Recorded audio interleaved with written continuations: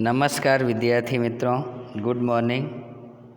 भौतिक एवं रासायनिक गुणधर्मों की सीरीज में आज हम क्रिस्टलीकरण के बारे में समझेंगे।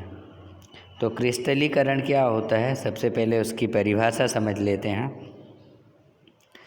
कक्षा 6 में आपने पढ़ा है कि जो समुद्री नमक होता है, साधारण नमक,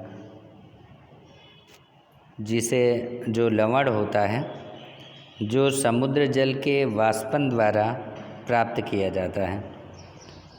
तो ये हमने पहले भी पढ़ा है कि समुद्र के आसपास क्यारियाँ बनाकर समुद्र के पानी को रोककर उसमें से नमक बनाए जाते हैं। और ये भी हमने देखा है कि आगरिया लोग जो होते हैं वो नमक का निर्माण करते हैं। तो इस तरह का जो नमक होता है वो शुद्ध नहीं होता है और उसके जो क्रिस्टलों के आकार हैं उन्हें स्पष्ट रूप से देखा नहीं जा सकता है।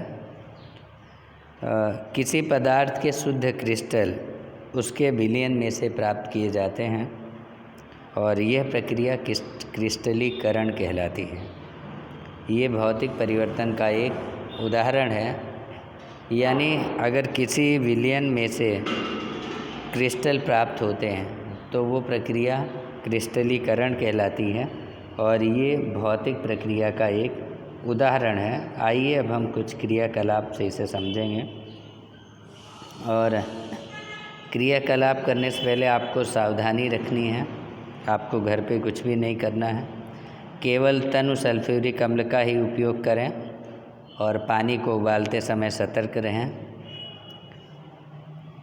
और क्रियाकलाप 6.9 यानी जो हम क्रियाकलाप अभी समझेंगे उसमें अम्ल का उपयोग होता है, तो इसे घर पे कभी भी ट्राई ना करें, हमेशा आपकी टीचर की उपस्थिति में ही करें। तो किसी बीकर में क्या करना है, आपको पानी ले लेना है 1 कप और उसमें तनु सल्फ्यूरिक एसिड यानी तनु H2SO4 की कुछ बूंदें मिलानी हैं और साथ में पानी को गर्म करिए। जब जल उबलना आरंभ कर दे तो इसमें धीरे धीरे आपको कॉपर चूर्ण मिलाना है और लगातार मिलाते जाना है। और कॉपर चूर्ण को आपको तब तक मिलाते रहना है जब तक कि उसमें और ज़्यादा घोलना संभव ना हो। और उसके बाद में ये जो विलयन बना है उसको आपको फ़िल्टर पेपर की सहायता से छान लेना है। कुछ देर इसे ठंडा होने के लिए रख दीजिए और बिना हिलाए डुलाए, बिना किसी प्रकार इसको छेड़े हम उसे ठंडा होने देंगे।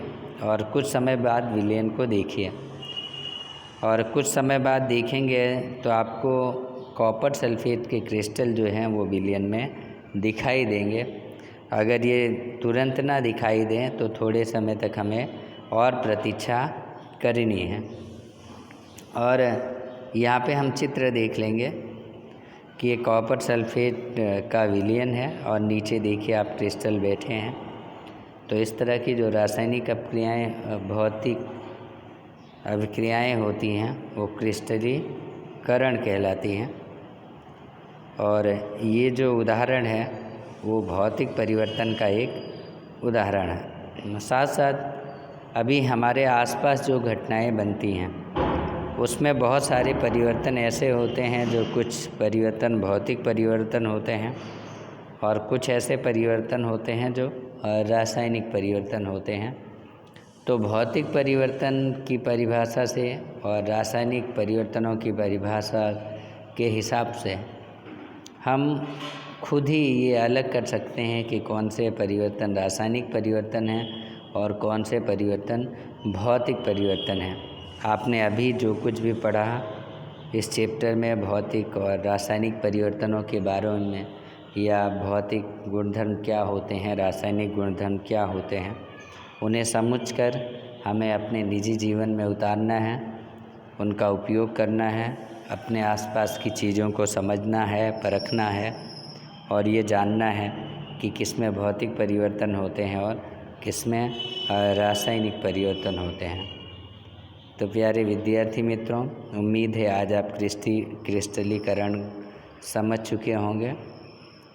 आगे के लेसन में फिर मिलेंगे। अगर आपके कोई प्रश्न हैं, कुछ आप पूछना चाहते हैं तो कमेंट में बताएं और चैनल को सब्सक्राइब अवश्य करें। वीडियो को लाइक और शेयर करना ना भूलें। बहुत बहुत धन्यवाद। Thank you so much.